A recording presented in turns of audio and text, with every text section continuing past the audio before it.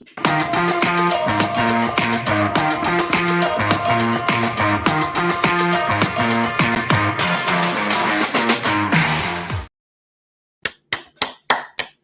made it. We're only just so happy to be 13 minutes late for the person. Yes. It's my fault. I had an interview run way over. It's a good interview, though. It's a good interview. If the talent doesn't want to leave, that's usually I a good know. sign. It was a very good conversation. Actually, I'm going to check to make sure our microphone is correct, by the way. It's not. Oh, how do we sound now? That should be better. Okay. Game changing. Microphone. There we go. Chat. Done. Go to the chat. Yes. Chat opening. Wait. This is opening. Oh, I already opened mine. Sorry. Honors? Oh, can you not do this? Yeah, it is. Is it? Yeah. Yeah, Blue Moon. I just cut my delicate hands whenever. Like American Usually, beers I'll take or a something? napkin or a paper towel and I'll twist it off. I have a mimosa cider, which is why? It's because there's too many people there. Oh, well, it's not going to be a clear one. There we go. I have I haven't done this in forever, Matt. I haven't done a Belgian white. Look at this. You've never heard of this before, right? Although I am. So Lindsay Travis, who's been on my pong partner, and I think your pong partner for a little bit. Yes. There was a brewery in Canada that did Psycho Gourmand beers and glasses and stuff. They're called, what are they called? Chronicle. That's awesome. And so I have this ridiculous ass pint glass now of freaking Hunky Boy, Psycho Gourmand, and some more crap there.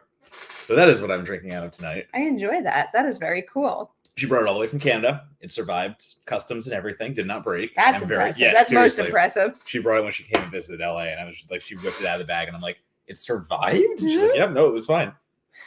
What's up, everyone? I see Christy's here. So good to see you, Christy. An MK Songbird. Can't actually see them. We're matching? I guess because, in the computer. Black. Rips, reps, revelations. It was just boring today. Let's see. I'm just checking. I didn't feel like putting much thought into what I was wearing. Okay. No supers. All right. That sounded so mad. Sorry. No, super that wasn't mad. That was literally just making sure we didn't miss anything. Because ever since we missed that one, I'm just one go away. Yes, that's fine. Hey, everyone. We got shit to talk about. Sure, do we? Should we just jump into She-Hulk? Well, yeah. Can we just rip the Band-Aid off? I see you looking. She-Hulk. So I'll preface this like I often do with adaptations. I'm not well read on the comics. I don't know a whole lot about Jennifer Walters and all that. But what I do know is good VFX versus bad VFX. And this did not look very good. I understand that there is the possibility that they'll refine some things as we get closer to the release date. But if that is the case, they should not have released this trailer when they released it, because it raises a lot of red flags about the quality of the show overall. I am very upset. I'm a huge Tatiana Maslany fan. I've been so excited for her to join the MCU and dig into this character. And now not only am I having a hard time looking at her because I think the VFX are off and not up to the level of some other Marvel effects, but also some of the material that we see in the trailer is I don't know, it's kind of off-putting, I guess. The jokes about online dating, it's I don't know. It's there's nothing wrong with that and having a character that's interested in getting out there and dating and sexual elements, but I wanted to see a badass hero and lawyer step up and take control and stand her ground. And then it was reduced to bad VFX and then a couple of rather obnoxious online dating and butt jokes. And I didn't appreciate it. I think I disagree. I think I disagree with you. Oh, wow. Okay. Not about the VFX. I get the VFX complaint that has been widely stated. And so I guess I watched that trailer and I'm drawn to Marvel properties that aren't doing things in the Marvel mold. And when I watched that She-Hulk trailer, yeah, I kind of do laugh at She-Hulk trying to like do online dating and all those things of like kind of throwing gender norms a different way, and like they're letting a female character come out and do things that would probably normally be reserved for like male characters, and I kind of laughed at those gags. I thought they had a good place in this trailer, and I didn't think it took away from the character really. Like, I still think we're absolutely gonna get a badass superhero throughout this, and like lawyer and someone who like owns the role in both places. But you're having to sell something more obscure here in She-Hulk. It is once again a Marvel property that probably, as you said, you're not well versed in the comics. I'm not either. Like, this is new for me. I think it gives a pretty decent kind of like serving plate of saying like, here, like this is what you can kind of expect from the show. And like I didn't find that online humor off-putting. I actually kind of found it like endearing a little bit in a way that Marvel was kind of letting one of their characters go through this and explore those. I'm not opposed to jokes like that. I think there is a place for them. I just feel like as they're delivered in the context of this particular promotional piece, it felt cheap, not well timed, not well delivered, not well earned. Okay. I mean, like it's preference. Like that's going to come down to preference in this show, especially. It's going to come down to a lot of preferences. But I think this show is already going to have so much working against it, being a female-led Marvel show, and how fans might react to something of that nature. So I think it kind of just played into all the things that might have been preconceptions, and it kind of owned them, in my opinion. Like it just owned them up front and said, like, no, we're going to have fun with this, and like we're going to have fun with these Tinder swiping, and like someone just pointed up, like picking up the dude at the end of the trailer was hilarious to me. Like that to me worked gangbusters. I found that such a good moment of like, I don't know, the dude is smiling, she is smiling. It's just a very funny like, this is all okay. We can do things that aren't normal. I get okay it's like I kind of get what you're saying, but I just don't feel it at all. If you don't feel it, that's fine. Like again, what did you think? I need to know. So you admitted this, so this isn't meant to sound like a shot, but a lot of your complaints are because you don't know the source material. Okay, like, I'm open to that. That's the vibe of Jennifer Walters. So like that's kind of the point. And like actually, I was mad that there wasn't more humor because she's way snarkier than what we actually see here, and they shouldn't have released the trailer this early. You're correct. However, Disney Plus UK fucked up and accidentally leaked the release date. Oh, so they had to take control of their own narrative that the UK broke to take back ownership, basically. Okay. Yeah. I'm open to the snark. The parts where I thought the snark worked well is when she's in human form. Like I like the banter between her and Hulk when she's in that container. It was just some of the other stuff. And like, for all I know, like we talk about this all the time, it's a trailer. It could easily have a different feel when you're watching it in the context of the actual show and not a piece of marketing material. But in this piece of marketing material, there weren't many well-earned laughs for me. So She-Hulk becomes more, like, Jennifer becomes more confident when she becomes She-Hulk, which we don't have, like, the general viewer doesn't have context for yet. Okay. So you're seeing these unearned moments that, like, the logic behind them is that, like, she's just a wildly confident, snarky, 9-foot-tall Amazon who will over your life. That's interesting to me. See, what I got not knowing the source material, and for the record, like anybody who ever says, well, then maybe you should read the source material. No, because these shows, like even things that I'm really precious about, whether it's a comic, it's a book, it's an older movie, you name it, I don't ever think it should be required viewing or reading to be able to enjoy an adaptation. But if you want the added layer of knowledge, like all the power to you and go for it. But that idea in particular, I think if that was conveyed before those jokes were said, it might have played different. And that's an idea I think could be a little meatier to play around with rather than just like dropping these like, hollow, low-hanging fruit-ish jokes in my lap. Yeah. The other thing to bear in mind is what we're seeing in this moment is the stage of this show where she absolutely does not want to be a hero. Mm-hmm. She doesn't get blasted by gamma rays the way Bruce does. It's not an accidental experiment where she's trying to do something. She nearly dies and gets a blood transfusion from Bruce. Oh so my. Everything that happens to her is like in no way, like obviously most heroes don't ask for it, But like we're in the stage where she's like, I don't want to do this. I'm not Bruce Banner. Fuck you. I wonder if part of the problem that we're experiencing right now is that maybe Marvel needs to rework their approach to promoting things for lesser known characters or unestablished characters within the MCU. Because it's like if I had gotten a teaser that maybe, more slowly got into this idea and like showed like what she was on the cusp of experiencing, then I might have been more open to what we got in this particular full trailer. Oh, I mean, also there's a lot more in the trailer as well. Like just we were hammering down that humor and the jokes and stuff like that. But there's also the banter, I guess you could say, between Bruce Banner and Jessica Walter. And like there's so many little not so many, I take it back. I really like the Tim Roth moments when it's just those few glances of him just like before becoming Abomination and as Abomination, where there's going to be some kind of like maybe antagonistic, but also like I have to use a villain to like also talk to them and get information out of them for other people. So like I like seeing these elements here where like Abomination can be some kind of like confidant in a way behind bars, obviously. Like when I say bar, yeah, like that kind of stuff. And like somebody just brought up that it kind of had like an Ally McBeal vibe, and like yeah, it kind of does. And I'm totally into that. Like I like Marvel exploring these different kind of procedural and like television show structures one by one. And I think like this going into a quote unquote courtroom drama, but also doing it in a way that does have the Ally McBeal flavor, and like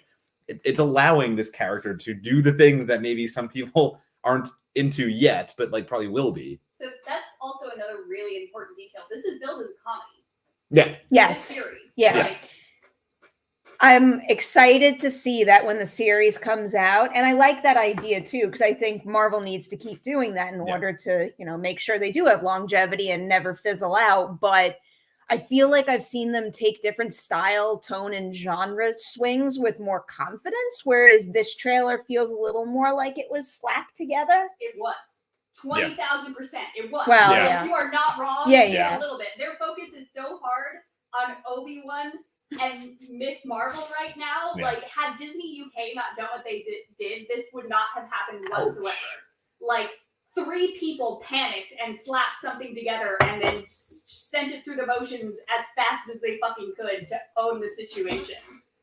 Why? Because it's Disney. And Why? their ego is the size of the What's Atlantic. the big deal? So we know the release date a little early. Why does that necessitate rushing out a trailer? Because everything has to be an event to keep them as a part of the conversation. Yeah. The trailer And could this still event- have been an event. and it will be later on, but like they A good had to trailer. own this event because that part of the conversation wasn't supposed to happen yet.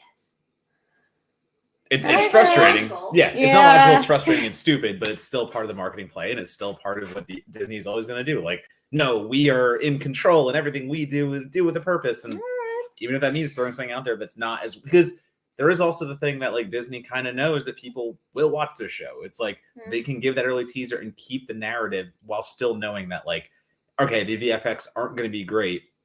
If anything, that gets people talking now. They'll get talking again on the next trailer when VFX are finished, and all of a sudden it's going to be stuff like that. And people are talking more. She-Hulk Well, right, did yeah. 1.5 million views for us. Yeah, it's crazy. The trailer has like an absurd amount of views. It's like something like 17 million or some wild number It's like that when I madness. last looked. Like, do we think it's stupid? Yes. Did it absolutely do what Disney wanted it to? Also, yes. Fair enough. Fair enough. Well, So that. I'm still open-minded, All and I of look that. forward to seeing them improve with another piece of marketing material.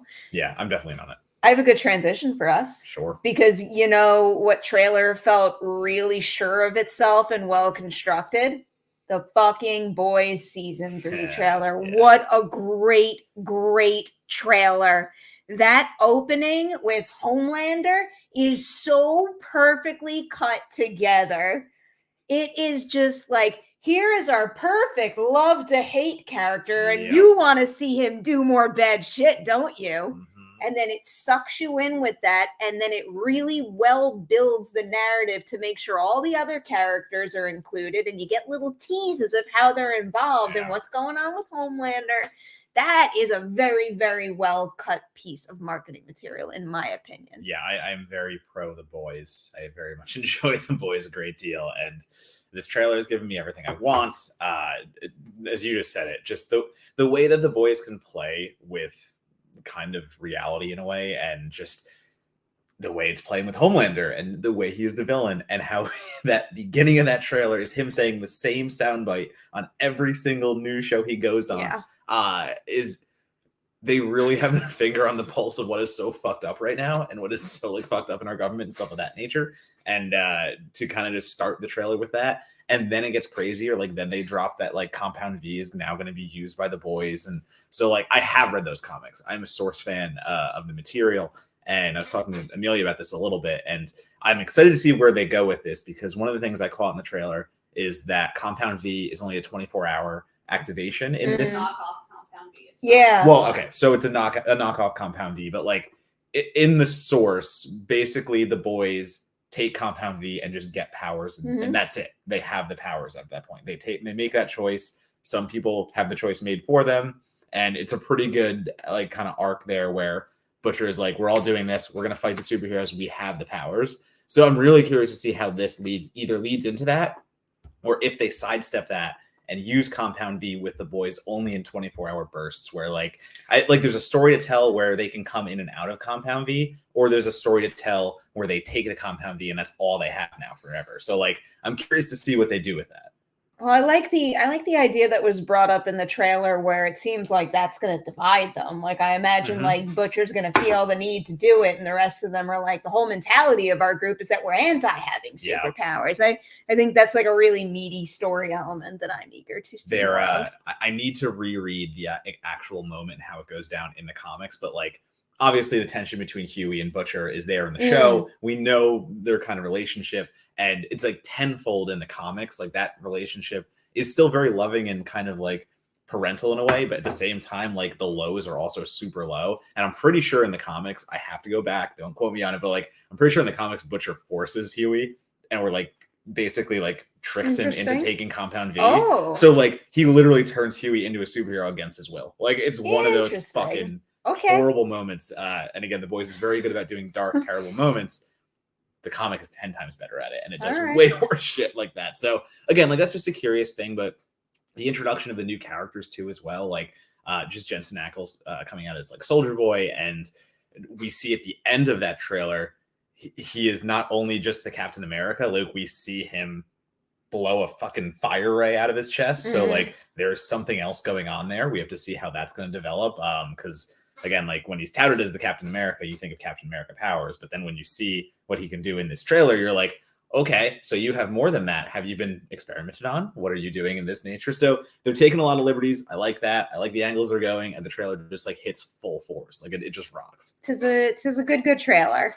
We have another trailer to talk about. Well, did you see the other trailer? I didn't see the Umbrella Academy one. No, Is that I was the gonna, one? no. So the boys did one today. Oh, really? So they're doing a Snyder Cut reference where the movie they were making in the last season, they're basically saying that it was recut to make. Oh my god, I'm blanking on the villain of the fucking last season. Why am I blanking on Aya Cash's character name? Holy crap! Names are your specialty. Yeah, I know. I'm blanking on names anyway. So Aya Cash's character, Stormfront. There we go. Stormfront. Yeah.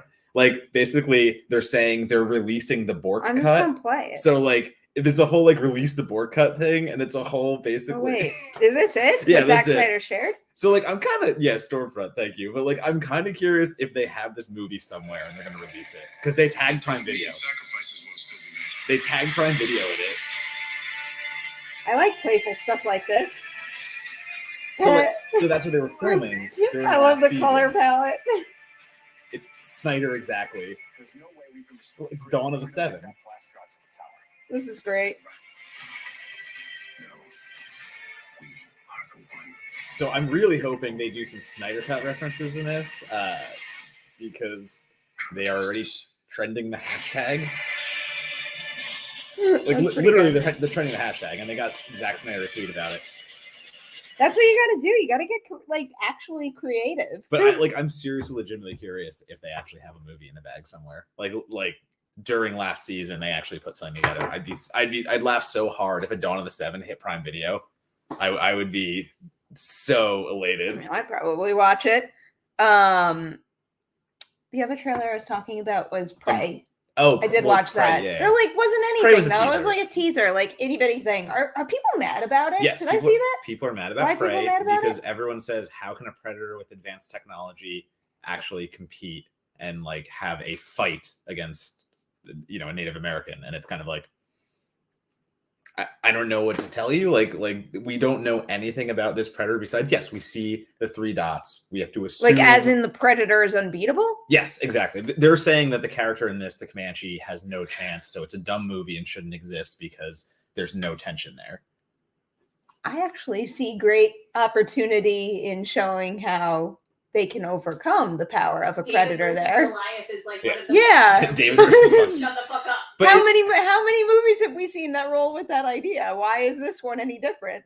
It's just I know. so very silly. Yeah, because yeah, exactly, because the internet's terrible. This But world's like frustrating. that is where everyone was angry about it, and that's where all the like, kind of like Okay. outrage came. But what I saw was, you know, what we saw was very brief. It is a teaser. That's all it is. It's coming to Hulu. We know it's going to be pared down. We know it's going to be a smaller predator story. But that means it's just going to be about hunter and killer. Like we're just going to get a small Comanche movie about like a hunter and killer. The killer happens to, or sorry, like a hunter and we'll say prey, yeah. although they're both warriors. So I have like, I kind of hesitate saying like one is lesser than the other. The title of the movie lets you do it. Exactly. Prey does it. So yeah, I'm curious on that. I'm curious to get like how they're going to do that right. Because yes, I agree. The Predator has advanced technology, but why would they make a movie that is just about one overpowering being defeating the other one like so quickly? So there's a story to tell. There's stuff there. I am not part of the internet annoyance of like this movie shouldn't exist. Like yeah, I'm firmly not part of that. Absolutely fuck off. You watched Umbrella Academy, right? I didn't watch it. I actually didn't. Oh, you didn't watch it either. You sent it to me. I know I did. And Here, I've got you. Nothing happens. Nothing happens. They fight a bunch. The music is great, but you learn 0 details. Oh, okay, good to know. We didn't even do a trailer breakdown. Thank God. We were just like, there's nothing. It's one of those shows that begs the question: is it even necessary? I will come back and watch it again. I'm gonna watch it again. So that is actually funny to say because I don't remember anything about the first 2 seasons of Umbrella Academy. Really? Like, I don't know why. Season 2 was not that long ago. Yeah, I know it wasn't, but like, I was actually just having that thing. I don't know if any of you have watched any Stranger Things, but like when I watched episode 1 of Stranger Things 4, I went into it. I could say this because I put in my social media reaction. I went into it like a little concerned because we were so far removed from Stranger Things 3. That came out forever ago, and I had to like sit there and really work to remember what happened. Episode 1 of Stranger Things 4 does such a good job of bringing all that right back without shoving it in your face. They do it really well. But point being, Umbrella Academy was like legit yesterday. No, I agree with that. But like there is just so much content. And I guess I just wasn't as high on Umbrella Academy as everyone else. I think it does a great job with the music, the needle drops, the pairing the fight scenes. I think all that stuff is great. I think it is a great ambiance, but like I don't know why I'm just not hooked on the story itself. So for me, it's one of those shows that like I'm happy to watch in the moment, but just kind of vacates because again, there are 17 different new things to watch the very next day. So like I think it is becoming more and more important that things have that like staying power and that impact because at this point I am watching so much where you have to do something that is so very good to make me like actually remember. And you know, that was one of the things where like not seeing the trailer for Umbrella Academy that just released and thinking back and going like, holy shit, I remember Pogo. Like I got Pogo. I don't have that problem with Umbrella Academy specifically because the characters are very, very good and very well written. Yeah. The story is unremarkable. Yeah, the story is fine, but the characters are very, very engaging. Yeah. So like you're just there for the character dynamics and what's happening, and the story is so second fiddle. I'm like a little like again, it wasn't that long ago, so I shouldn't be too surprised. But I remember the character arcs in season 2 in like shockingly great detail, which is making me, you know, probably give the show even more credit than I have. I like the show a great deal, but I'm a very character focused like viewer, so it's fine to me that the story is not very In the broadest strokes. Yeah. It's like Yeah, if you were to broad recite a log line versus a more detailed synopsis, it's like pretty basic. I get it. Stranger I get it. Things is going to be interesting because that is a huge gap. I agree with that. That's a huge gap, and like I don't think it's going to be interesting. I think they do exactly You what do? they needed to do. okay, I'm very, very impressed by that first episode. okay. It's just like, I don't know. I guess I won't take it further than that because I'm only allowed to like react to the first episode, but I can't wait to talk about that more. Have you watched Halo? No, like you haven't watched it either? The video game Oh, adaptation? shit. Yeah. Yeah, no. That's my whole day tomorrow is I'm just gonna binge it all. Bless you. For a reason? Yeah, for a panel. Okay. But I've just heard such middling things. blow about right it. through it, Yeah, hopefully. I've heard such like middling things about Halo that as someone who like dedicated so much time to the first 3 Halo games, like I played that shit nonstop with my friends, and I have no desire to see the show. I can't tell you why. How's Halo? You guys tell me. Some of you have watched it. how's How is Halo?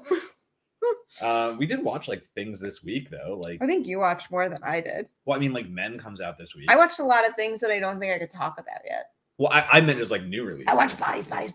Yeah, I know you saw Bodies. I can't review it, but I did a social media reaction and I fucking loved it. Yeah, I can't wait to see it. I don't know. I think you're gonna like it. Yeah, a no, lot. I know I'm gonna like It it. feels, You know, I like that, like, it feels very millennial us. horror. I want to play the game too. Can we play Bodies? I don't know. Bodies? I mean, sure. I don't know what you're talking about yet. I haven't There's seen the like movie. a million different real life versions of that game. It's like basically So what is- like Among Us. Like someone's the killer and you gotta suss out who the killer so is. it's literally Among Us turned into an A24 horror movie. Yes, but there were With TV, games okay. before Among Us that ran with that Yes, concept. I understand that. No, but I mean, like Men came out this week. Chippendale came out this week. Did you like Men? The more removed from Men I am, I just am not in love with the execution. Like that's it. Like I don't. It's weird because like I don't want to say I hate Men because I don't want to be lumped in with like the dudes who are like I fucking hate this movie because of what it represents.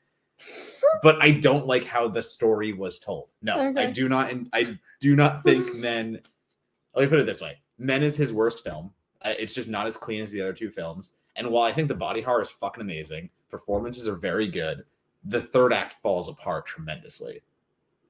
That's that is my Men reaction. It very much like I watched something very interesting, and that definitely happened, and I fucking agree with what is being said. And there's also some great fucking imagery too, like throughout the entire film. I don't want to like spoil things because number one, the third act is fucking It's bonkers. great body horror. That's it. Bonkers. Good. I appreciate that stuff. The symbolism that's even better throughout is just these little imagery moments that Garland puts in there. And there's one with a park bench. There's one with like all these things, but like that is what he's best at. And I think the finale just falls the fuck apart. Yeah.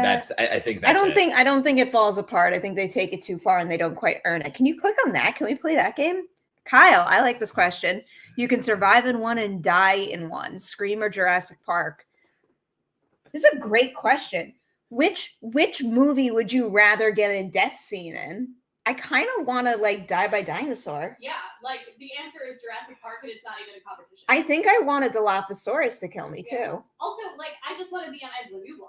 Yeah, Like, that too. Well, Yeah, that's if I can go, then I want to be on the island. I think that's my fight though. I think I want to live through Jurassic Park because I want to live in a world with dinosaurs eventually. That's not what versus- we're talking about. We're Well, talking about which one. Like you can survive and die in Oh, one. all right, Right. I that's want to fair. survive Jurassic That's Park fair. franchise because I want to hang out with dinosaurs. I want to die by Ghostface hand because like cool. Okay, then like there's another Ghostface movie that I have to live through. Awesome. We're just doing the same thing over and over again. No, I want to live in the one where there's fucking dinosaurs running around. Done. Every time I say I Done. want to hug a dinosaur, you're like, no. I still want to die. I still want to die by a dinosaur. Well, like okay, that wasn't a scenario where we know you're living. I like abandoned them at Universal Studios. Yeah, she Oh, ran right. and I She fucking ran left right it for a here. I was like, velociraptor, and I'm like, great. Now I know if a dinosaur apocalypse ever happens, Amelia will run a towards the dinosaur dinosaurs. apocalypse. Dino apocalypse. Can someone make this movie? Yeah, absolutely. Dino Why apocalypse. has no one made that? Why is that not something that exists? Because there's been one good dinosaur. If franchise and everybody If else is I could great. choose any sort of apocalypse, it would be a dinosaur apocalypse. Yes, absolutely. Wow. Yeah, probably. Yeah, Like- dinosaur apocalypse is a pretty good one. But like, how is that an apocalypse? Would just like dinosaurs show up one day like zombies, or like It would just have to be Women Jurassic Park. inherit the earth. Women It's the inherit- end that's of the fucking sentence. That's fair. I'm like legit Is that the thinking about sequel to ways Men? to tell this story now. Yes. The sequel to Men. is the dinosaur apocalypse. But what else? Yeah, Chipmunks came I'm out this enjoying week. that. Yeah, you saw that. I didn't. Yeah, Chipmunks was fine. Oh, I keep hearing it's like the Yeah, greatest thing in the world. I am very much in the minority here. I understand that. Oh. I'm further in the minority. Amelia I liked hates- it, and I fucking hated it. Amelia hated Really? Chipmunks. So here's my problem Okay. with it. It is, I love Lonely Island. You and gotta it's call them Rescue Rangers because the chipmunks are a different thing. right. Chippendale Rescue Rangers. Chippendale Rescue Rangers on Disney Plus, streaming, reboot, blah, blah, blah. It's so fucking interesting because it is very much a Lonely Island product. And I get that. But it is so hampered by like the corporate Disney bullshit. Sorry. What are you getting into? They just dinosaurs rain from the sky. Can I live in this world? It's cloudy with a chance of dinosaurs. That's what Andrew is But the saying. dinosaurs can't be hurt when they hit the ground. Yes, Yes. no. Otherwise, it wouldn't be an apocalypse. It would be a very messy cleanup. Why the fuck did I rewatch Camp Cretaceous season 4? Anyway, what the fuck does that say? Right. Rescue Rangers. Yes. Blah, blah, blah. Not Chipmunks, Chippendale. Chippendale Rescue Rangers. Blah, blah, blah. Lonely Island, good. Disney corporate product, bad. So like everyone keeps comparing it to Roger Rabbit, and it definitely has those elements. Chippendale, the whole point of it is like it is a commentary on reboot culture. It's a commentary on like everyone going back and mining old properties to do something new with them. There's a divide in the Chippendale themselves, where one is CG and looks cool, the other one still Yes, I looks saw like. that. So you understand what they're doing. Being bootlegged is a huge thing in it, where basically what they have to solve is a case that cartoon characters who can't pay their loans get taken by loan sharks and basically get bootlegged in a machine that turns them into something weird.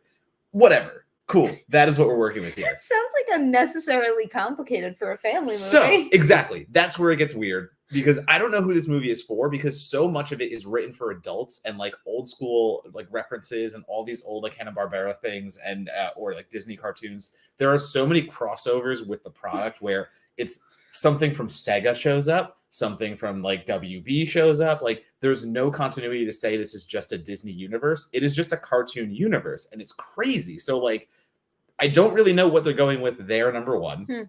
Number two, I do kind of feel like the jokes that everyone's really laughing at and work for them very well don't work for me wholly, because it gets this high. And then you like, I've seen what Lonely Island can do. We've seen their sketches. We've seen Pop Star, everything Watch about Pop Star that. over and Right, over and exactly. over and over. And I know it's a kid's movie, but even for them, like these jokes just feel so tailored to like what a Disney product would look like. And I couldn't get past that. And I think a lot of people did get past it. I look at the reviews, look at everyone talking, and like, obviously this thing is getting rave kind of comments from it. But like, it gets to a ceiling that it can never get past, and it can never like break through it. And I think that Sega cameo is the ceiling, and that is very funny, and they do something hilarious with it.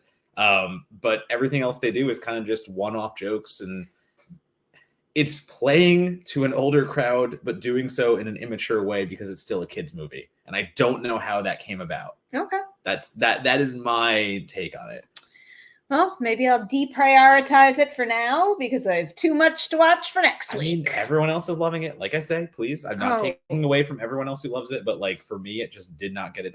We've just seen so many freaking better films do that kind of thing. I don't know how my brain actually managed to remember this. I'm so sorry, the Cali Kid. You sent this a while ago. Are you going to Star Wars Celebration? Are you going to Star Wars Celebration? Are you going to Star Wars Celebration? No, Vegas. We're in Vegas. Oh, fuck yeah. So I'm working Star Wars Celebration from a different state. Ooh. I will not be at Star Wars Celebration, but if you're in Disneyland that Friday and you see me walking around, say hi. I'll be there. So a lot of the Star Wars Celebration people will be in Disney. Yeah. Okay. Because I've got a family wedding next week. We need to figure out what the fuck we're doing with our show next week. And Yeah. the week after. What? We'll be in New Orleans the week after too. Yeah. We'll make Yes. it work. We'll make it work. We got a lot of shit to figure However out. that works. It's actually the episode after that one, though. That's the most important. That's our not- 3-year, right? Well, no, we're doing something special, remember? Well, but we For the also have our June- for the 3-year June- too. Yeah, that Yeah. too. 3? Isn't it? 2. 2, 3, 2, Two. 3, 2. The pandemic's 2? been 2 years. The pandemic broke me. Holy fuck. 2 years. Well, it's hilarious because I did this the other day where someone asked me a question and I negated a year, like I pretended like a year didn't happen, and now I just went ahead a year because I assume that I keep forgetting years. We had another super chat. But June 10th is going to be a special episode where we're going to do something for the first time that's really cool. I'll tell you what it is soon. Say it now. No, we can't. We legit can't actually. It's like not in the fine print. We can't. Also, this one, we forgot to put this up. Just wanted to say hi from Arizona. Oh, hello, Robert. Thank you so much for supporting the show and for saying hello. We appreciate it. Anyway, yeah, I liked things this week though. I did like movies this week. I want to say that out loud. I talk about a movie you like while I look up if I'm allowed to talk about. I know I'm not allowed to talk about one movie I saw. Okay. Well, but I can talk about, like, I'll post a review on the channel on Monday. My social review for Bob's is up, so I can say that if you are a Bob's Burgers fan, the movie is very much going to be up your alley. There's no, I don't know what else I have to do to sell it, because if you like Bob's Burgers, you will like the movie is basically the selling point of it.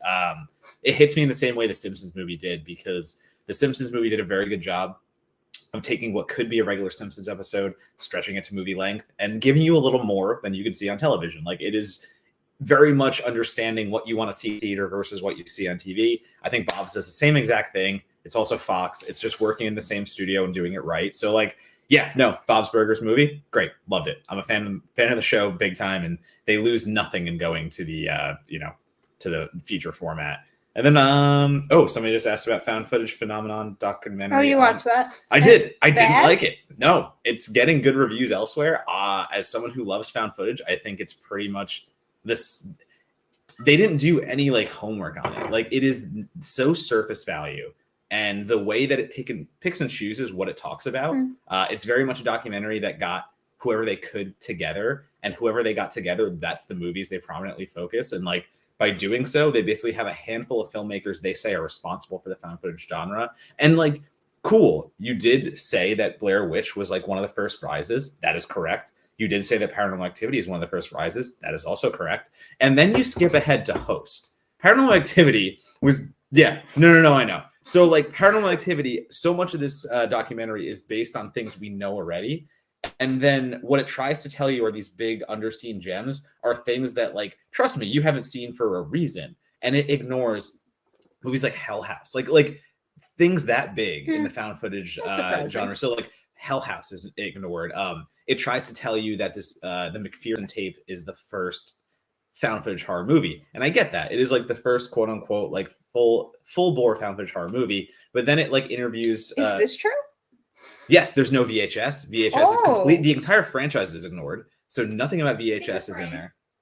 They don't talk about it at all, but there is a frame. Sorry, there's a single frame of Siren. My bad. But so this is this is the issue. And like, I won't even get more into it. I wrote a review for Paste. It's one of like my favorite reviews I've written, because like, I actually get into some nitty-gritty and say like, documentaries have to be more than you and your friends talking about shit you love, because that doesn't give academic value. That's a podcast episode. Like, literally my new, like, this meeting could have been an email, is like, this documentary could have been a podcast episode, because you're not telling me anything new.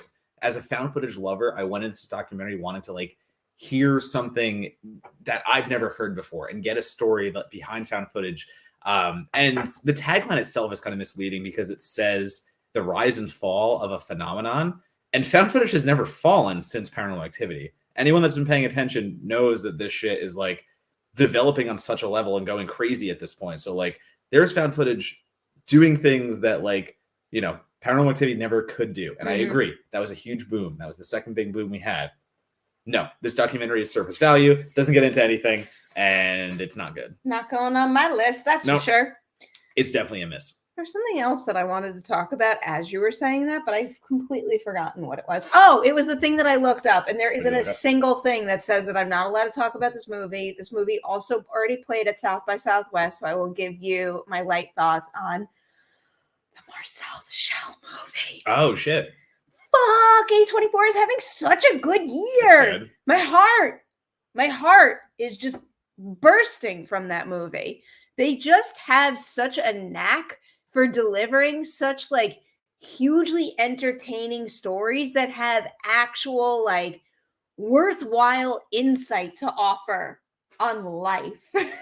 All right. I just feel like A24 in 2022 is like reshaping the way that I process so many things through film elements that are just like so fucking bonkers, out of left field creative thrills. You know what I mean? I never thought I would be able to understand this better through this. I like it. No, I remember the YouTube videos. Like I Shit. remember the little snippets, and like they were funny. They were good. Those are charming. This is next level. remarkably thoughtful and like sensitive, and I thought it was quite beautiful. I'm very excited for that. Yeah. Yeah, no, A24 is doing very well this year. There is, listen, Men didn't work for me, but it's still going to work so well for others. And like, that's still going to be some people's like best movie XYZ. So like put that next to Everything Everywhere, next to, going back to After Yang, X, like. I still need to see it. I do need to see it, but it's getting like, again, a lot of hype. So A24 is dominating this year. So I mean, there's a chance, like I'm not going to guarantee this for all of these movies I'm about to name, but like at the end of the year when I'm ranking films, I'm probably going to be considering X, Everything Everywhere All at Once, Bodies, Bodies, Bodies, and also Marcel the Shell. I like that. Like literally all of them will be high enough to be considered, and I'll say with certainty Everything Everywhere is going to be on that list. Yeah. Do you know what Ladies Night is launching tomorrow? Fucking Stephanie Shu. She is like a ray of light. She's so fun and so thoughtful, and it was just such a fucking joy to talk to someone who was super cool about a movie that is probably going to be my favorite movie, one of my favorite movies. Also, this did just get announced. Oh, is it like official now? Because I know it was like coming close. Yeah, it's going over 50. So it'll beat Uncut Gems. It'll beat Uncut Gems. So Everything Everywhere is officially A24's. Well deserved. The Daniels tweeted about it. They were fucking very excited. Really special movie there. All right, so let's address this one first. So Louis, hey, Perri and Matt, can you guys talk men's spoilers? I also agree the third act falls apart for me, but the body horror is effing cool. So Louis, you hang tight, and that'll be the last thing we do on tonight's live stream. Sound good? And we'll put up a thing. Yeah. I'll make a little banner. thingy. So if the banner's not up, don't worry. We're not gonna. Yeah. We'll warn you well before we do that. Harv's K. Just finished watching the Chippendale movie. There are definitely some fun surprises and worth checking out. It's Roger Rabbit's spiritual successor. It is. It is a spiritual successor. To me, it doesn't have that spirit, but it is a successor. To others, they are. But that's the thing. To others, they're like really enjoying it. Like, I didn't think this would be my weird contrarian opinion of like 2022 so far. Like Evangelista replied to me. He's like, delete this tweet, boo. And I was like, you hate everything. Like, what do you mean? He does hate everything. Yeah. Mike is here with a Men super chat. Just got out of Men. Oof, that third act was pretty wild. A bunch of people started laughing in my theater when that happened. So that's the divisive I'm talking about. That we'll the minute I saw that sequence, and again, I'm not saying what it is, but like the minute I saw that, I was like, okay, this movie is either going to be someone's favorite or least favorite movie. I'll say, still in non-spoiler territory, they push it too far. They push it too far. There was something there that worked, and then they just see. I don't even think we'll get into it. I don't even think they push it too far. I just think there's nothing else there. Yeah. No, I know what you mean. Yeah. No, Bob. That is correct. There is no Bob in Chippendale. And I love the series growing up too. I love how this is the thing we just keep honing in on. I adored Rescue Rangers. That was one of my go-tos to watch. Watched a good deal of that. I was a big Rescue Rangers fan.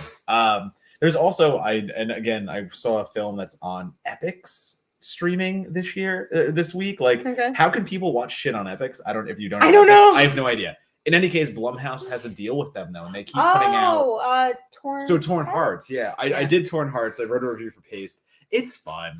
It is a country Nashville set thriller, I guess we will call it. I struggle to say it's outright horror because it is one of those like it's a horror thriller, but like whatever. It's people in a house.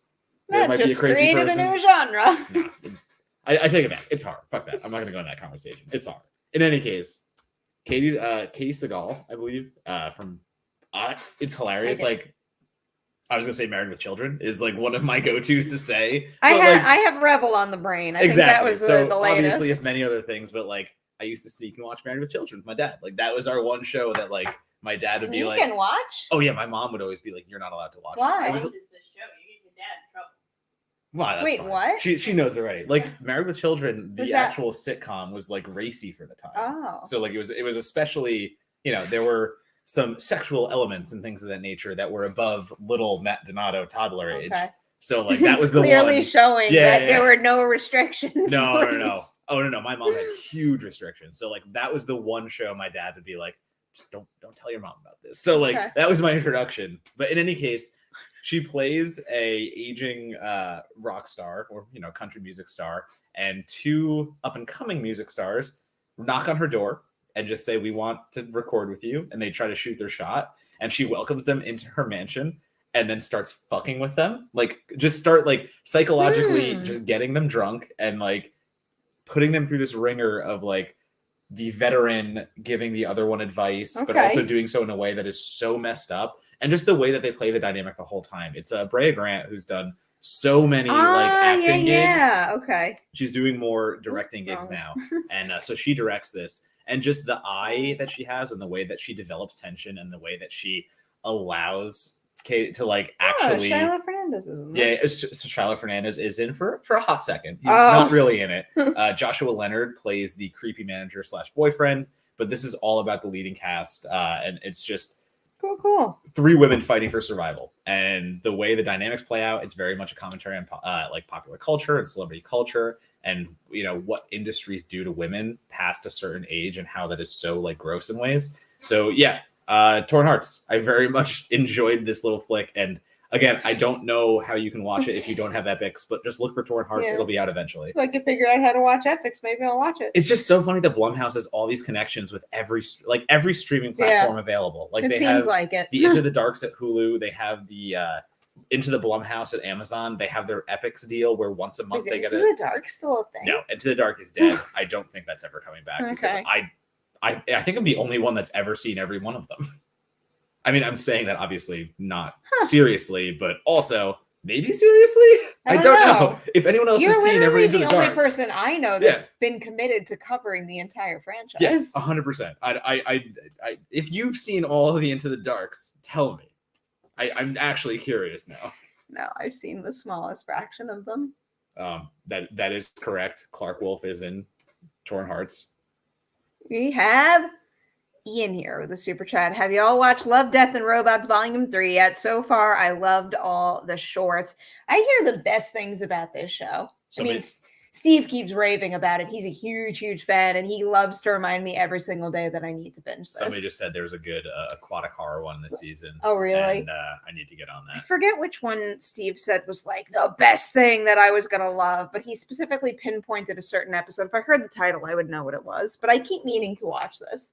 So yeah, I don't think I've seen choice ones. I haven't seen the entire seasons all the way through. I have not gotten to that many of them. I wanted to binge this. I binged too much this week, man. Too much. What about? I've seen a bunch. I binged all of Shoresy, the Letterkenny Oh, spinoff. really? So like I was wondering what you thought about that. that. Was Wednesday night. So like I'm now Okay. thinking what the hell else I saw. But yeah, I saw so much this week too. I binged. I did a true crime adaptation panel with showrunners, and so I watched Dope Sick. I watched The Staircase, Dr. Death. God. I watched We Crashed, The Dropout, The Girl from Plainville, and Candy. And then I rolled into The Marvelous Mrs. Maisel season 4, watched some of Stranger Things, and now have to watch all of Halo tomorrow. This is legit in 2 weeks. I'm Well, I'm glad tired. you rested. Yeah, I'm tired. I know it's not the smart thing to do, but I really do think that keeping my brain busy was more valuable than resting my body with COVID, because I Oh, no, I think watched I it. would have like spiraled otherwise. I was being sincere. Yeah, I was yeah. kidding, because I know that if you were binging those, you were at least sitting on your ass for I- part of it. I cannot wait to tell you how much I accomplished in the past 2 weeks. I have like done some shit when I was locked in that apartment. While And it's sitting on like your good. couch. It was good shit. It No, like sitting on my couch, sitting at my desk, standing at the standing desk, sitting at the set. Like I was all over the place. Sitting was my key point there. Not always, but there was a lot of sitting. No, There was more sitting. There was way more sitting than there usually is. You know, we could do maybe tonight. What? Drink and watch Jackass 4.5. Okay. I haven't even watched the other Jackass though. Wait, have you seen 4? Like the newest one? Yeah, No. 4. So 4.5 is 4 plus. Oh. Like little Okay, I'll watch deleted that. scenes and shit like that. I'll Oh watch my that. god. Because everyone's saying like it's if you like 4, like you're gonna like 4.5, Yeah, I'd like to watch obviously, that. but it's them adding a few more things that got cut out of the movie. And You thought men went too far, but you're good with men squishing their penis between 2 plates? I have Yeah. questions. I didn't say it went too far. No, I was talking to Perri. Oh, okay. All right. Sorry, you were looking at me, so it was very much okay. I imagine that Jackass goes too far, but with purpose that's specific to the type of thing they're creating, I see. where there's value to it. I see. It's so hard to compare two completely different They movies. are completely different things, but like they're both so graphic, and I didn't understand Yes. how one was okay and the other one wasn't. I'll explain how it went too far. Okay. I don't think it's I Yeah, don't think it's a matter of me complaining because it gets more and more graphic. I Right. think it's what that graphicness represents. Or what it doesn't. Yeah, exactly. Sup. That's fair. I'm just reading. Sorry, I'm just catching up on comments to see if we didn't. Andrew, congratulations. Keep doing that. Just literally keep doing that. As 2 people now who have had COVID, please don't do it. Take this Like, shit seriously. please. Yeah, like It's not I'm fun. I feel like I'm giggling right now because I've just like lost my mind over all of this, but like Yeah. keep protecting yourselves. It's no joke and you don't want to feel like And this. cases are going up again, so we're heading back the wrong way. Super excited to have 2 2 events flights in coming the up. next 2 Been this is- thinking about it. Actually, this is interesting, and I want to take a minute on this. Has anyone seen Welcome to Flatch? No, what's that? So a friend recommended, Brittany Sandler recommended Welcome to Flatch to us because we're Letterkenny fans. And Welcome to Flatch is Paul Feig's produced comedy on Fox, I believe. And it's trying to do the same thing with Americana. So like it's taking the Letterkenny rural Canadian comedy and trying to do it in, I forget what like Midwest state or like one of those like, you know, rural areas. And it's so not funny and it's so disappointing because like Shona Williams Scott's there, Aya Cash is there, and then a few other like newcomers who are doing the roles of like the kids in this town. And I really wanted to like it. I really tried it. I've seen every episode so far. I keep watching it, hoping it gets better. And as the comparison of like the American Letterkenny and trying to do something of that nature, it is not working for me any bit. It sucks. Oh, That's and a bummer. it just got renewed for a 2nd season. Oy vey. There you go. Well then. Well, so here's the other thing too. We've been watching Mr. Mayor, and that just got canceled after their 2nd season. And I'm Oh. kind of bummed because while I agree the 1st season was not great, the 2nd season it finally picked things up, and it finally got to the point where I'm like, cool, the show is exactly where I was hoping it would go to. I can't wait to see more. And boom, they killed it. Cancellations hurt. Galaxy's better than American Auto, which just And had a Ameri- 2nd season. Yeah. American Auto got Madness. reviewed, and I think American Auto, we talked about that, It's got just reviewed because because the of showrunner. Superstore. Yeah, it's the Oh. Superstore Yeah. showrunner, and like that's it. on its 1st season, so they're going to give it one more season to see if that comes Oh. together. We laughed maybe twice in the whole season. Yeah, American Auto did It's not work rough. for us the same way. Man. I have such like show cancellation anxiety right now. I just have a bad feeling about certain things. Here we go. Welcome to Flatches, Ohio. I don't. It's just it's playing the awkward Ohio comedy in a way that they're doing like stone faced and they're doing very dry comedy, but like Letterkenny is witty, where this is just dumb. Okay. And that's not a comment on you, Christy. I want to make sure you understand that. It's just my like Oy comedy vey. stylings and the way they do it. Like it just doesn't work for me. Oh, I can answer this too. Have you guys seen any new shark films? I just watched Shark Bait last week. What's that? Shark Bait is about Uh-oh.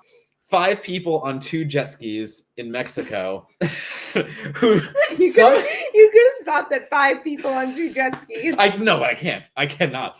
5 people, 2 jet skis, Mexico. They say they're going to go out for 5 minutes, but somehow get miles away from the coast. They're playing chicken on the jet skis in the middle of the ocean. One girl can't swim. One girl can't swim, and they collide and they crash their jet skis because they're drunk idiots touristing in fucking Mexico, and then one of the jet skis sinks. So now there's 5 people, 1 jet ski, and 1 shark. And that's shark bait. No, wait, I have to roast you on Maine. I'm very sorry. The title of this movie is Shark Bait. And so when he said the title of this movie to me, I went, ooh ha ha. Yeah. And he went, what? Yep. What? I didn't. I Nope. had to play it for him and he still didn't get it. Okay, wait. So When is the last time you've seen fucking Finding Nemo? so long ago, like But, so like, incredibly long it's ago. the same amount of distance for Perri and I, but Shark Bait, ooh ha ha, is just like a moment that you remember. It is like literally one of the most iconic Pixar line deliveries out there.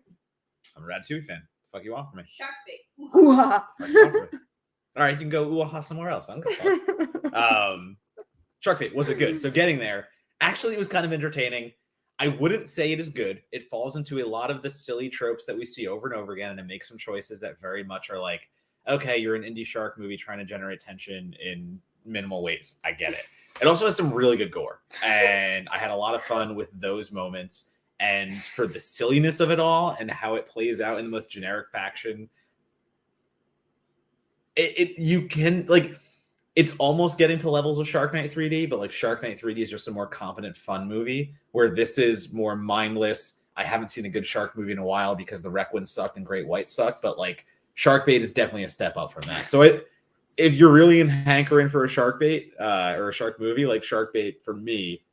I just love how you say like indie shark movie, like so But casually. like that's the thing. Like But that. they're like, I have a problem with indie shark movies, and it's the same thing where Evangelista tweeted that like, if you're making a werewolf movie, you practical fucking werewolf. You don't do a CGI werewolf. Indie shark movies keep happening with CG shitty sharks, and that is why they all suck. They don't understand that. Like, I think a lot you of these just suck need for a it. lot of other reasons, Well, but for a lot of that other could be reasons. part of it. The Silverstone movie didn't suck because of the shark. Well, the shark sucked in it too. So, is it better than the Requiem? Yes, the Requiem is unwatchable. Shark Bait is better than unwatchable. Andrew's got one. 2 Gone Too Soon shows you'd resurrect right now. Oh my God, that's the easiest question you could have asked. Glow and Ash versus Evil Dead. Done. Those weren't gone too soon though. They both had. Yes, they were. Ash, both had of- 4 seasons. Both of them were 3 seasons, and both of them were cut off abruptly with incredible cliffhangers. I would say Gone Too Soon is like a season. No. No. I No. mean, Okay. You know why I say that? Because Legends of Tomorrow should have gone for 20 fucking seasons. It had 7. That's admirable. fair. It's still gone Okay. too soon, and it's not getting an ending, and that's bullshit. I mean, I agree with you. Both those movies both those shows were cut off when they shouldn't have been. I don't know. Santa Clarita Diet. I mean, Clone High absolutely should have had. Clone High's coming back. Yeah, but like it got cut off way too soon during its run. Yeah, but it is coming back. Well, fuck You that. got your fucking wish. I think no. I don't know. That's a good point. I forgot it was coming back. I'll straight up say I forgot it was coming back. When is it coming back? I don't believe it. It's coming back. It's coming back. I still like. Oh man, I really have to go back. Should we talk about men spoilers now? I don't know. What can I spoil about my gender? Dude. What do you want to know? Ask me spoilers right. about men. Let's do it. I'm going to put this up right now. Clone High isn't just coming back, it's Lord Miller. It is, yeah. Yeah. Well, yeah. Yeah. Mm. Has it always been? Yeah. Oh. Yeah. So that's like kind of where one of the early things. They did. don't know the release date, but it's HBO. Okay. All right. I'm happy with that. Well, fuck that question then, Andrew. Maybe it's done. Of course, it's Andrew's question that ends that way. I'm going to hold it against him. Like I hold everything All right. against him. Can't wait. This is happening wait. right now. This. Men spoilers. If you have not seen the new release Men, this is the time where we say goodbye and we'll see you next week. And I'll plug Collider Ladies Night, which is launching tomorrow. It's the Stephanie Shu episode. And if you need good vibes and all the everything everywhere feels, you should watch it because she's delightful and we talk about her super cool movie. Somebody just asked, did She-Hulk trailer get discussed? Yes, it did. Yes. That was the first thing. So go Back it the up to the beginning. very beginning of the episode. Rewind. All right. I will. At Donatobomb, Twitter. Oh, yeah. Instagram. That's That what I'll too. post. I write things All right, this is it. Spoilers are starting now. now. You're So gone, right? You're what- gone, right? Yeah, what I mean by they go too far isn't necessarily that I think like they take the body horror of it Yeah, no. too far, where like just like visually and with me being able to withstand seeing those visuals, I got uncomfortable. It was just the fact that like I got the point that they were making with the repetitive birthing, and then it just kept happening. And I'm like, why is it still happening? And then it hit the point where the feet come out the mouth, and that didn't look quite right. And that elicited a giggle, and not like a defensive, like, I'm scared and I'm going to try to like burn some of that off with a laugh, like an unintentional laugh that killed the tension of the moment. That's what I mean. So, do you want to just come in and just like No, take I over don't. for a second? I do not want to do that. I don't have makeup on. Does that make the moment in Hereditary where her head pops off weak because it made me laugh really hard? That was more of a moment where like it made me laugh as a defense mechanism. I think I was like so Horrifying like and laugh. hugely horrified by how that had escalated and what she was doing to herself that's the kind of reaction I had from that. But I think men, while ambitious and while I did applaud some of the swings that they were trying to take, some of those are there's swings and misses where that laugh isn't a defense mechanism, and it's because something doesn't look quite right. I think it happened at the end with the feet coming out of the mouth, and I also think it was with the little boy too. He didn't look right, and it took me out of the movie. There's also there were chances for practical effects throughout. Well, yeah, exactly. So the hand, like there were chances for practical, and I talked to Amelia about this afterwards, and that was kind of a letdown to me where they did so much CG. And I mean, I'm gonna take for that whole end sequence, it's all CG. Like there's nothing practical there. It's all animation, and I do think that takes away from it a little bit. And I've seen some pretty grotesque and gory close-ups on. Mortuary Collection did a birthing from a man where like the penis explodes and the child fucking pops right out from the dude's like undercarriage. Like I've seen those effects. I know they exist, and I know people pull them off on lower budgets. Really stuck on the use of undercarriage there, bud. Well, it's still down there.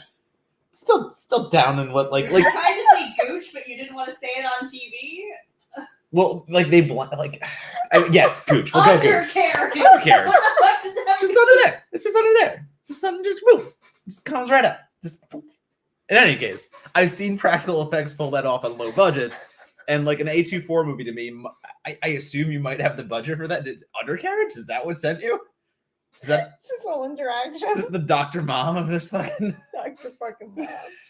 I'm still just like holding that I understand what that meant to me. You got gooch on undercarriage. But again, anyway, so again, practical not being used and CGI being used. I agree. It goes on for fucking ever, and it keeps doing it.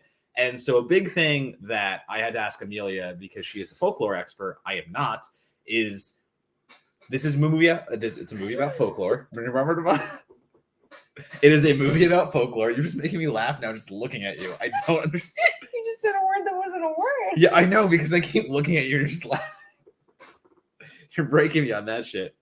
This is a movie about folklore. Yes, it and is. they are showing you clear totems, and they're showing you clear things of like folkloric literature. And I had no idea what any of it meant. And I had to like ask Amelia after what like the Green Man represented. Alex Garland didn't either. Well, that's the thing. Like, I had to ask what the Green Man represented. I got obviously the fact that like this is Mother Nature in a way, but they've turned. Well, that's what I'm saying. So like they've turned it into Father Nature, and that is what they're trying to say. That like even where things should be mother, it is still the father. Like the father is still taking over, and like the matriarchy rules. I understand that kind of symbolism, but like also I had to ask all these questions because the movie doesn't explain anything about it. It just shows you a totem. It shows you a like I think they're in the church. And you see like I guess it's an altar, I would say, with it, like an altar basically, and they're just visual hints. And Garland does a lot of showing and not telling, and I think that kills him at the end because he's done so much to like establish folklore visually, but he doesn't want to say anything about it. So for anyone not knowing those kind of things, I felt left out. I could tell where he was going with things. I could decipher things because I've seen so many of these movies, and like again, the visual imagery is right there, like the symbolism is there.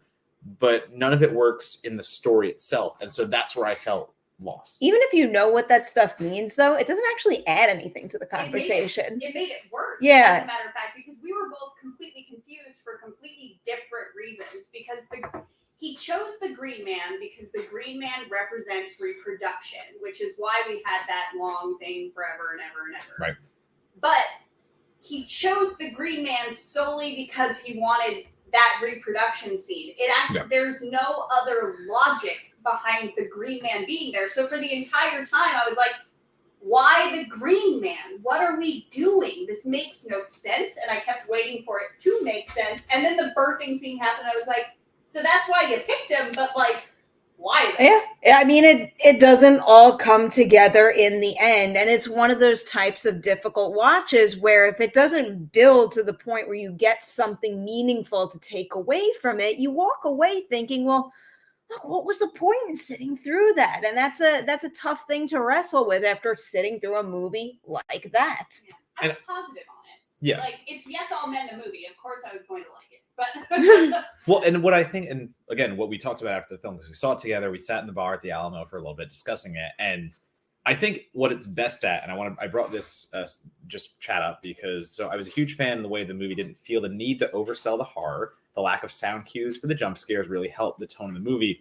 And I'll go further to say that it's much better at doing the small moments. This is what I said before, and I didn't want to spoil, but like the imagery that goes on through the movie, there is a shot where he's in the preacher mode. And for anyone, if you've seen Men, because you're here, I hope you've fucking seen Men. The same actor plays every man to a degree, because it's all basically like a deep fake video where his face is over everything. So he is the priest at this point. And, you know, he's talking to Jessie Buckley, his character, and she gets up and he feels not only the pew where she's just sat, but the way that he just puts his finger between the slits of the pew and just kind of like does a little finger motion. It is the most uncomfortable I've like been in a movie theater this year. And that's the thing. Like the body horror is great. Do not get me wrong. But I think this movie is so much better at doing those little moments that make you feel so uncomfortable, because like it is just the way that he's kind of like almost like licking his lips and sitting there by himself, and just the little finger motion between the pew boards, like that's so good. And the scene in the tunnel, like when she does the call and the repeat happens, sequence. Like, and it's just the man running at her, directly at her, and like that stuff is so good. And that's why I'm so torn in the movie in a way. And like I see so much of the like artistic value in it until the third act, when it all does what you say. Like it just goes away. Smells to nothing. Yeah. It's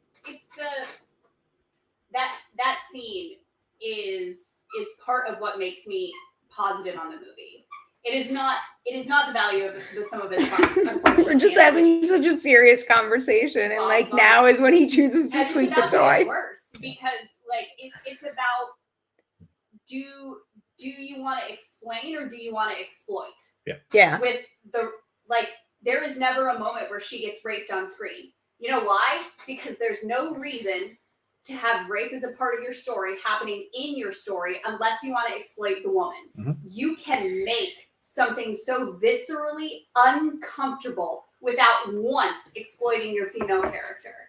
And he did that successfully, and I loved it, and I want to fucking elevate it for eternity, because everybody else just wants to be like, well, I think it should be in the movie because it's a real horror. Okay, but you can represent that real horror without exploiting the woman. Sometimes, and sometimes representing a movie, representing a situation like that winds up being even more powerful than explicitly showing anything. Yeah, it was disgusting. Like, it was physically uncomfortable, and then he shows up again, and it's physically uncomfortable again. Like, it's so powerful, and it's such a perfect representation of, you can have this be so powerful without doing what you think you need to do. Yeah. This is why I teetered positive on the movie. I definitely don't think he sticks the landing and firmly makes his points, but the fact that he's trying to make these points with such ambitious tactics at all, and he succeeds with a certain percentage of them, is something that is very commendable. Yeah, and that it's one of those things where like I'll always see an Alex Garland movie or a television show because of these natures, like because of what he's going to try to do, whether he succeeds or fails. Like looking at, I think for me, it's Ex Machina is like top. Like Ex Machina is so good to me. Annihilation, I think, is a good film. I do see tendencies that now came out in Men where like in Annihilation, the end also kind of falls apart for me a little bit, where he just wants to keep pushing and pushing.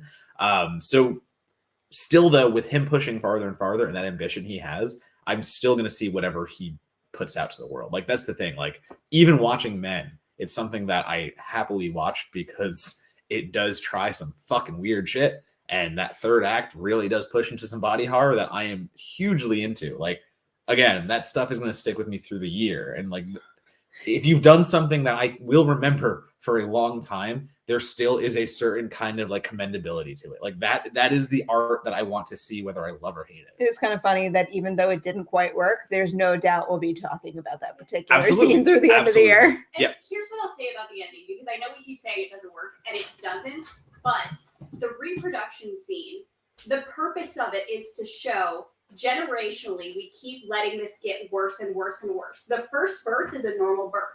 The second birth is a little bit more funky. The third birth is a little bit worse. By the time it gets to the foot coming out of the mouth, like it's not just the foot and mouth like on the nose thing. It's showing like we keep making this yes all men situation worse because we keep encouraging men to behave the way that we do because boys will be boys, yada yada yada. Like it doesn't stick the landing, and I do agree with that. But I will defend the birthing scene because I think it does have value in the sense of like, yes, you are showing that we keep making this worse generationally over and over and over again with each new generation.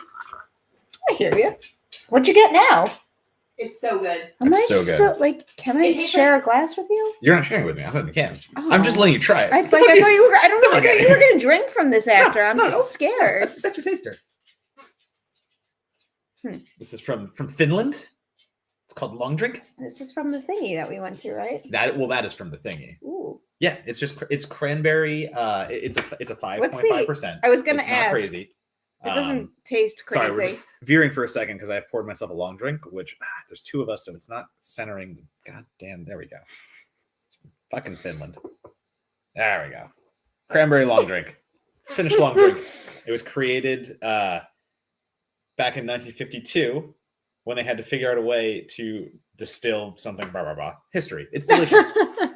You're a great spokesperson. They're not paying me. If they paid me to do it, I'd do it right. It's fair enough. Someone send them a message Long and drink. tell them we're ready to promote. Long drink. I'm ready to promote you. In any case, but like, Men. you know. Actually, Did you have something else you wanted to pull up?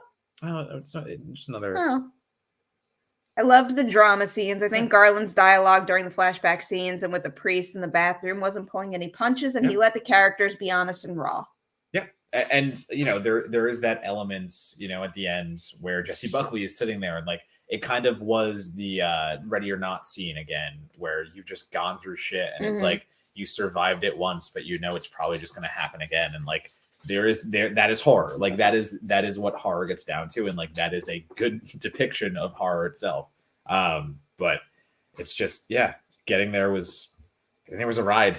And it just does the understated stuff so well. And I just wish the ending landed more because that was my biggest thing. I think the acting is so good throughout. It's the risk you take when you do a movie like this way. But again, I'd rather have the risk. Yep. So like I commend Garland for the risk. I'm happy it exists. And again, the divisive nature. The last thing I will say again, like I will 10 out of 10 every day take a divisive film that I'll love or hate versus something that plays safe. So like I still am happy for the movie that I watched. And I just wish I was on the other side of it. All right. You know what we should wrap up with? Matthew having faith that She-Hulk will be great. I believe it. I'm going to choose to believe that. I believe it. All right. Anything you want to plug one more time before we go? Yeah, okay. Next week, I got a review of Shoresy. I've got some movie reviews.